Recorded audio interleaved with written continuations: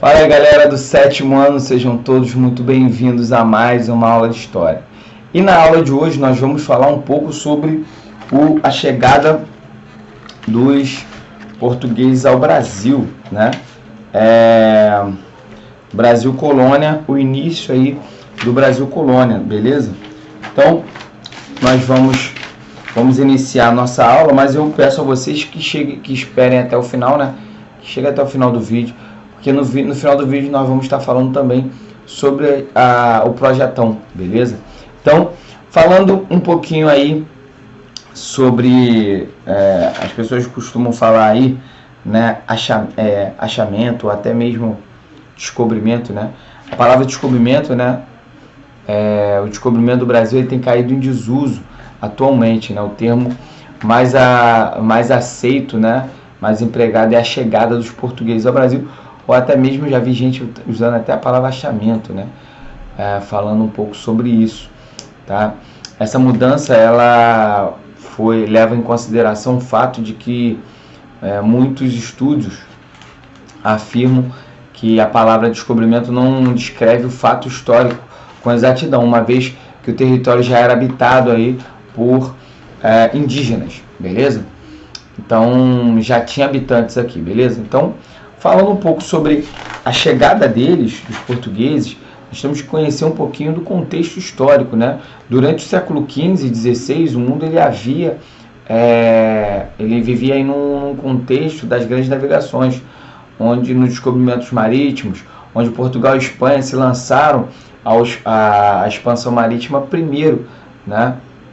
E na verdade, elas eram as nações mais poderosas, né? O pioneirismo português ter se tornado o primeiro estado moderno a se formar, né? E depois a Espanha, e os dois se lançaram no mar, né? A busca por metais preciosos, enfim. Esses países, eles também usavam várias rotas marítimas para chegar até as Índias, porque as Índias era o objetivo realmente deles em questão de comércio. Lá eles buscavam produtos para revenderem na Europa, tá? Era o maior centro comercial da época, a Índia, né, Calicut, como eu falei, e era responsável pelo fornecimento de uma série de insumos, tecidos, especiarias, joias, enfim, né?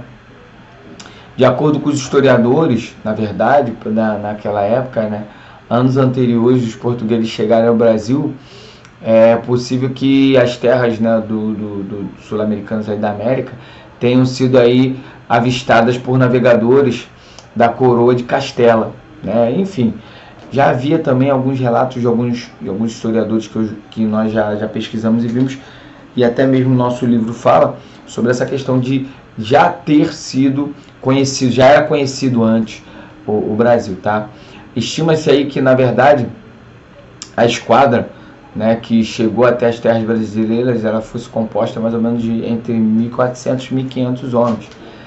Todos eles tinham muita experiência no mar, devido às várias viagens que eles fizeram, e também a viagem exitosa aí de Vasco da Gama, né, em 1498. E o objetivo dessas expedições era voltar ao território para fazer aí novos acordos comerciais, e também, antes disso, também eles deveriam, né, averiguar se as terras por oeste, né, as terras lá da América, se na época não era América, né, mas as terras se existiam. E aí o que aconteceu? Nós temos, dentro desse contexto aí, né, da expansão marítima, né, a busca por esse território, tendo em vista que Vasco da Gama chegou nas Índias, e vários outras expedições foram contornando. A ideia era contornar a África para chegar nas Índias, tá? A ideia era essa. Mas Vasco da Gama chega às Índias, ele tem um lucro de 1000% sobre os produtos comercializados que ele trouxe da Índia, tá? E aí, sob o comando de Pedro Álvares Cabral, eles partiram, né, de Lisboa com destino às Índias no dia 9 de março de 1500.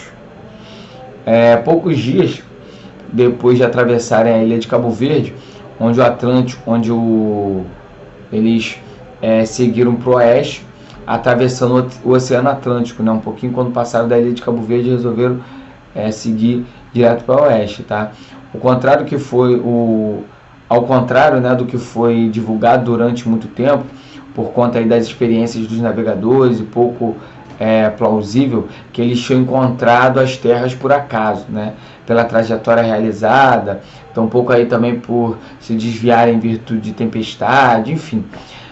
Haviam várias especulações de que em 1498 uma expedição secreta comandada aí por Pacheco Pereira, enviado por Portugal, né, ele tinha confirmado a existência das terras brasileiras, né, que seriam posteriormente chamadas aí de terras brasileiras. Sendo assim, é bem provável aí que outros navegadores tenham chegado aqui antes de Cabral, beleza? Um pouco mais, né, de um mês, sem nenhuma intercorrência, aí, a esquadra já percorreu cerca de 3.600 quilômetros até que o primeiro sinal de terra eles avistaram, né, que foi ali, foi o Monte Pascoal, né, como eu estava falando anteriormente. Ele faz parte do litoral brasileiro e hoje ele compõe o estado da Bahia, tá? Em 22 de abril de 1500, uma pequena parte da expedição desembarcou no local onde é a cidade do Porto Seguro hoje, tá? Onde para eles deram o nome de Porto Seguro porque foi um local onde eles conseguiram se instalar. Primeiro eles acharam que era uma ilha, mas depois eles viram que realmente era um pedaço de terra considerável, né? O primeiro contato, né, causou aí um profundo estranhamento entre as duas partes, né? Os índios desconheciam as comidas portuguesas e os animais que eles traziam, como galinhas também, né? Os portugueses eles achavam incomum os indígenas eles andarem seminus, né? Ou nus, né? Na verdade, nus, né? E eles chegaram à conclusão de que eles não tinham chegado às Índias, né? Também eles não tinham visto também ouro e prata também, de primeiro momento, tá? Fazendo com que eles, a partir dali, eles fossem para as Índias, eles foram para Calicut, mas eles não deram muita ênfase ao território brasileiro, né? Eles tomaram posse do território, enfim, mas eles resolveram eles foram direto para Calicut, porque o objetivo, na verdade, de Pedro Álvares de Cabral era tomar lá as terras do Oriente que foram prometidas, né, pelo Tratado de Tordesilhas, onde dividia o mundo em duas partes. A oeste era da Espanha e a leste era de Portugal, né, a partir do Tratado de Tordesilhas, que está lá na página 35, que mostra a divisão aí do Tratado de Tordesilhas. Então o Brasil, os portugueses eles foram tomar posse desse lado do leste, né, o litoral que hoje é do Brasil, tá? E a partir de 1500 a 1530, o Brasil viveu um período que nós chamamos de período pré-colonial. Por que pré-colonial, professor? Porque o Brasil não tinha ouro e nem prata igual a Espanha achou depois lá na América Espanhola. Não tinha, né? Ouro e prata não era algo ainda visto. Então eles estavam buscando metais preciosos. Então a única coisa que eles fizeram durante esse período foi a extração do pau-brasil. Extração do pau-brasil, que era feita pelos indígenas, que eram recompensados com espelhos, pentes, facões, machados, coisa que para eles, para os indígenas, era muito bom. Então os indígenas eles cortavam as árvores, entregavam as árvores nas feitorias, né, no litoral brasileiro, e era colocado dentro dos navios. E esse pau-brasil, que é uma árvore nobre, encontrada na costa da África também, ele era comercializado na Europa pelos portugueses, tá? Então é importante nós dizermos também que não havia escravidão, tá? Eles não escravizaram os indígenas. Os indígenas recebiam pagamentos e para eles era vantajoso receber espelhos e materiais de utensílio para que eles pudessem utilizar. Tá tranquilo, galera? Então essa é a chegada aí dos portugueses ao Brasil através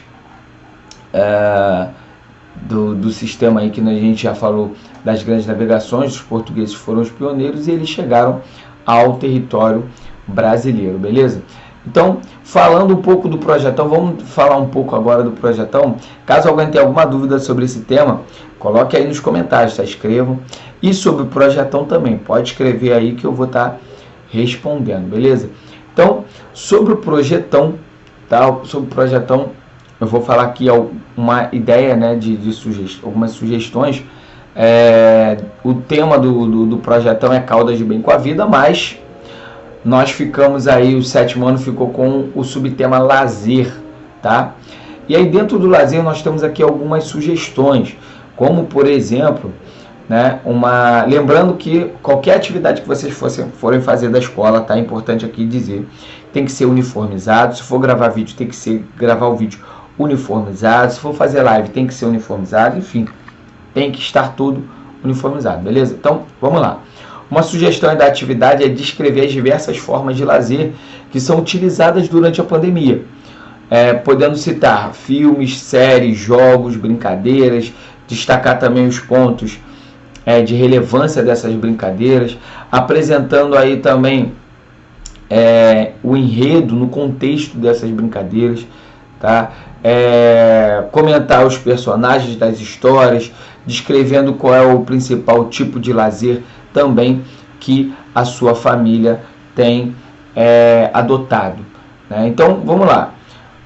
Primeira sugestão é vocês fazerem a atividade, né? Gravar um vídeo falando. Vocês podem estar junto com a família, que é importante, compartilhando isso num vídeo, né? Falando um pouco sobre as atividades que vocês fazem, como que vocês fazem para se divertir, para ter lazer, para trocar uma ideia sobre os assuntos relevantes, enfim.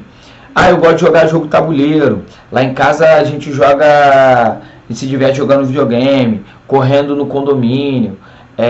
E aí, o que vocês fazem, vocês precisam compartilhar e descrever realmente a importância, o que isso tem representado, como é feito esse trabalho, essa atividade, passo a passo, explicando. É bacana que vocês façam isso, vocês podem fazer um vídeo dessa forma. Uma outra sugestão é gravar uma entrevista, né, que você pode fazer com alguém da sua família sobre os tipos de lazer e diversão que eles tinham lá na época deles, tá? Ou pode ser também da época deles, vocês podem falar de atualmente, você pode falar sobre os pontos turísticos, locais de diversão, de entretenimento, se abriram, se estão abertos, se não estão, se vocês acham legal. Vocês podem entrevistar alguém também perguntando se acha legal, tá aberto, abrir, né, os locais de diversão, se não, o porquê, comentar um pouco sobre isso, tá? E todos os vídeos que vocês forem fazer, como eu falei, fazerem uniformizados. É importante que vocês possam falar um pouco sobre isso, tá? Falar sobre essa diversão, como que vocês têm feito, né, para poder desenvolver essas atividades, né, sair um pouco do paradão, do comum, entendeu? Então eu vou mandar para vocês aí um prospecto, um papelzinho, né, descrevendo exatamente a sugestão, né, de como vocês podem estar aplicando essas atividades, tá? Estar aplicando o entretenimento, né, diversão, lazer, beleza? Ou pode ser fazendo um filme, fazendo um vídeo, fazendo uma entrevista, comentando sobre um filme, comentando sobre uma série, falando o nome dos personagens, descrevendo tudo sobre como funciona um filme, a série, jogos, brincadeiras, ou também entrevistando alguém, algum adulto, algum membro da sua família sobre esses assuntos, tá bom? Galera, chegamos ao final de mais uma aula. Quero dizer para vocês que eu quero parabenizar a galera que está fazendo as atividades e está entregando, tá dando esse feedback maneiro e bacana aí pra gente. Valeu? Então, é isso aí. Fiquem com Deus. Um abraço aí. Valeu, galera. Tchau.